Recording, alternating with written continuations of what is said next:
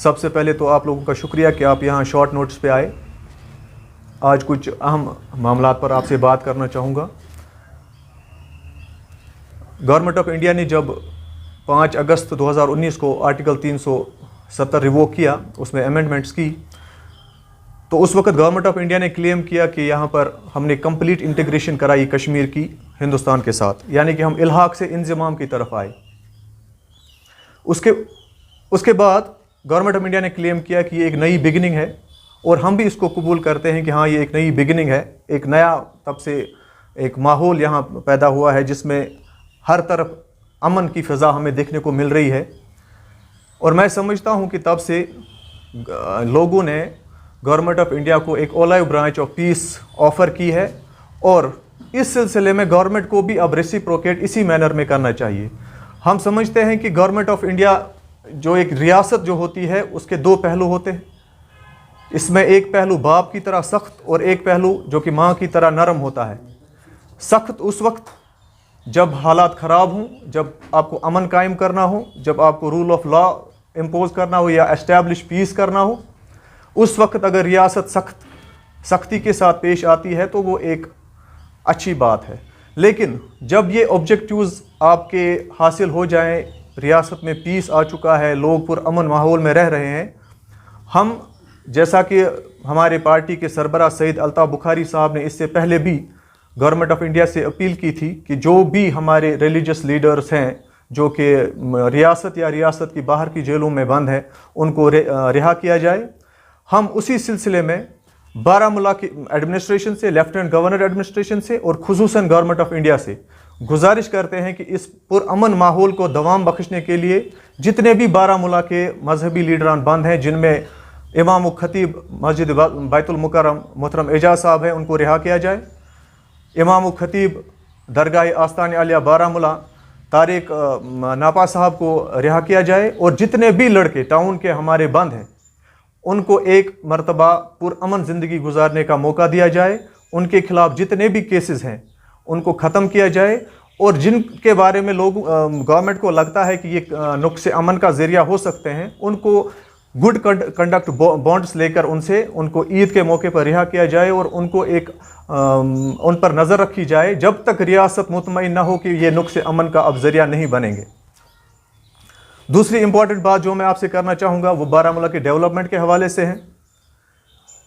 ये जो municipal council थी हमारी, ये पिछले 3 दहाइयों में पहली म्यूनिसिपल काउंसिल है जिसको बराबर 5 साल में किसी भी किस्म के हालात की खराबी का सामना नहीं करना पड़ा। एक पुरअमन माहौल में इन्होंने 5 साल अपने यहाँ पर गुजारे, और 5 साल गुजारने के बावजूद इनकी जो इनएफिशिएंसी की वजह से जो हमारे फंड्स थे, जो हमें एलोकेट हुए थे फंड्स, वो लैप्स हुए, रोल ओवर हुए, या तो डाइवर्ट हो गए दूसरे इलाकों की तरफ।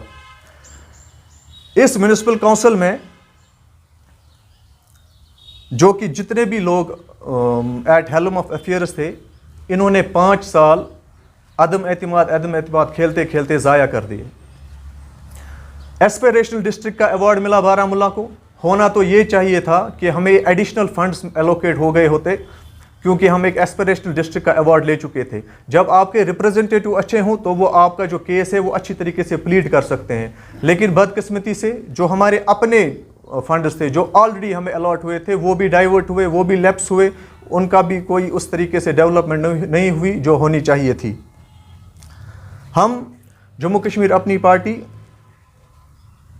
समझते हैं कि जमहूरियत के 2 पहलू होते हैं, जिसमें और एक बहुत 2 खूबसूरत पहलू होते हैं। एक पहलू ये होता है कि ये लोगों की जो थॉट प्रोसेस है उसको इंस्पायर करता है, उसको इन्फ्लुएंस करता है, और उसी की वजह से इस पहलू की वजह से जो जमहूरियत का ये पहलू है, हमने फैसला किया है कि हम एक्टिव पॉलिटिक्स में हिस्सा ले रहे हैं। जम्मू कश्मीर अपनी पार्टी अर्बन लोकल बॉडीज़ के इलेक्शंस जब भी होंगे पूरी कुव्वत और पूरी ताकत के साथ उसमें हिस्सा लेगी, और हर वार्ड से हम अपने कैंडिडेट्स खड़ा करेंगे, और हम टाउन के लोगों को ख्वाजाबाग से लेकर खानपुर और तौहीदगंज से लेकर जामसपुरा पार्शल जो हमारा एरिया आता है, उनको यकीन दहानी कराना चाहते हैं कि हमारे कैंडिडेट्स एजुकेटेड, वेल मैनर्ड और कम्पिटेंट लोग होंगे। और हमारी गुजारिश होगी आपसे, जब भी इलेक्शन का ऐलान हो और जब भी हम कैंडिडेट्स का ऐलान करेंगे, वो आप लोगों से मशावरत से करेंगे और इंशाल्लाह वो बहुत अच्छे कैंडिडेट्स होंगे। और जो हमारा मंशूर होगा इलेक्शन के हवाले से, हम उसको तैयार कर रहे हैं। बारामूला का डेवलपमेंट और बारामूला के लोगों की जो इज़्ज़त नफ्स है उसको बहाल करना जम्मू कश्मीर अपनी पार्टी का मंशूर है और हम इसी पे अमल पैरा होते रहेंगे। अब आगे मैं बात करना चाहूँगा, हमारे नेशनल कॉन्फ्रेंस, पीडीपी और कांग्रेस जितने भी यहाँ पर आज तक रहे हैं हमारे हुक्मरान, उन लोगों को इंशाल्लाह कैंडिडेट्स नहीं मिलेंगे अर्बन लोकल बॉडीज़ इलेक्शन के लिए, क्योंकि उनकी करतूत ही कुछ ऐसे हैं। उनको हम याद दहानी कराना चाहते हैं कि टाउन के लोग अभी भूले नहीं हैं जब आप हमें 6-6 महीने हमारे पुल बंद रख के हमारी जो नाकाबंदी करके रखते थे। हमें अब भी याद है हमारे जो पैलेट विक्टिम्स हैं, जिनकी किसी की एक आंख नाकारा हुई, किसी की 2 आंखें नाकारा हुई, हमें वो बहुत अच्छी तरीके से याद है किस तरह आपने टाउन के लोगों पर मजालिम डाले। हमें याद है किस तरह आप खानपुरा में शाम के वक्त जाकर वहाँ पे लोगों का ज़द-कोब करते थे। लिहाजा आपको कैंडिडेट्स नहीं मिलेंगे, आप ज़्यादा वक्त वहाँ सर्फ ना करें। और एक बड़ा इशू जो हमारा individual house hold latent schemes थी, वो जहाँ पहुँचनी चाहिए थी, जो डिज़र्विंग जो हमारे लोग थे उन तक नहीं पहुँची बदकिस्मती से। PMAY के जो केसेस हैं, जिनको सबसे ज़्यादा मजबूरी थी इन मकानों की, उन तक केसेस नहीं पहुँचे, उन तक फ़ायदा नहीं पहुँचा। आप हमारे जो राशन कटेलमेंट हो गया है पूरा, ये राशन नहीं गवर्नमेंट दे रही है। हम गवर्नमेंट से अपील करते हैं कि जो ये आपने राशन कम कर दिया है, इस हुक्म पर नज़रसानी करें। पावर इलेक्ट्रिसिटी वोज़ हैं, इस शदीद गर्मी के बावजूद बिल्कुल भी बिजली मैसर नहीं है, दस्तयाब नहीं है लोगों को। हम लेफ्टिनेंट गवर्नर एडमिनिस्ट्रेशन से गुजारिश करते हैं कि लोगों के जो है इनको इस गर्मी में एक अच्छी गवर्नेंस देखने को मिलनी चाहिए और अपील करते हैं कि इनकी जो ज़रूरियात हैं उनको पूरा किया जाए। आखिर में मैं अपनी सेंट्रल लीडरशिप का, जम्मू कश्मीर अपनी पार्टी की सेंट्रल लीडरशिप का, और ख़ुसूसन बारामूला की जो हमारी लीडरशिप है, जिसमें तर्जुमान आला और हमारी कॉन्स्टिट्यूंसी के इंचार्ज जावेद हसन बेग साहब हैं, उनका मैं शुक्रगुज़ार हूँ। हमारे डिस्ट्रिक्ट प्रेसिडेंट खुर्शीद अहमद खान साहब हैं, उनका मैं नहायत ही शुक्रगुज़ार हूँ, क्योंकि वो वक्तन फ़वक्तन जो है हमारी रहनुमाई और सरपरस्ती करते रहते हैं। मैं आखिर में एक मरतबा फिर आप सभी लोगों का नहायत ही शुक्रगुज़ार हूँ कि आप शॉर्ट नोटिस पे यहाँ आए। शुक्रिया।